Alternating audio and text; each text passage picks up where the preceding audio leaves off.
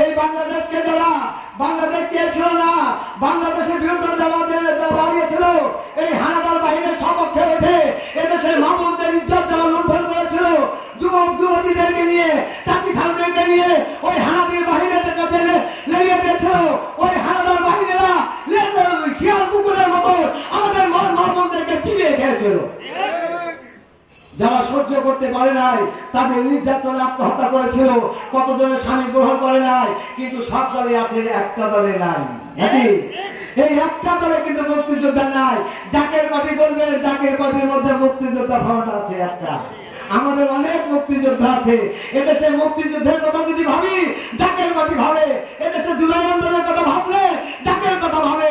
এদেশে সাধারণ মানুষের কথা ভাবলে জাকের পার্টি ভাবে। আপনারা আমাকে প্রশ্ন করতে পারেন, কাঞ্চন ভাই এই 54 বছরে দেখলাম সবাই তো টাকা পয়সা নিয়ে বাড়ি দিল, আপনারা আজকে মঞ্চ সাজিয়ে নিয়ে এখানে 2-3 হাজার লোক নিয়ে আপনারা সমাবেশ করছেন। আপনাকে যখন আমরা গদিতে বসাবো তখন আপনারাও আমাদের কথা ভুলে যাবেন। এই জন্য কবির ভাষায় বলতে হয়, চিরসুখী জন ভবে কি কখন, ব্যতীত বেদন বুঝিতে কি পানি, কি যাতনা বিষে কবু আসে বিষে ধ্বংসিল যারে। যারে কখনো সাপে কামড় দেয় নাই, সে সাপের কামড়ের যে তীব্র যন্ত্রণা সে কখনো উপলব্ধি করতে পারে নাই। যে কষ্ট কোনোদিন করে নাই, কষ্টের উপলব্ধি করতে পারে নাই। যে ভুকা কোনোদিন না খেয়ে থাকে নাই, ক্ষুধার্ত লোকের কথা সে ভিক্ষা ভোগ করতে পারে নাই।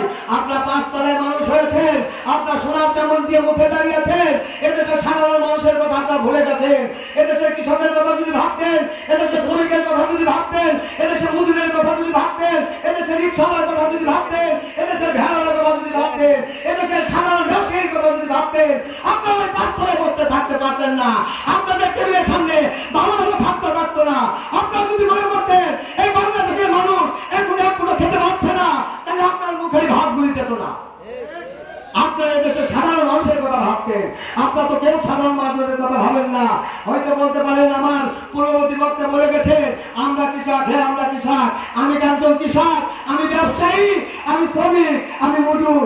আমার আশা আসেন চ্যালেঞ্জ করে বলতে পারি কোন বিষয় আসবে।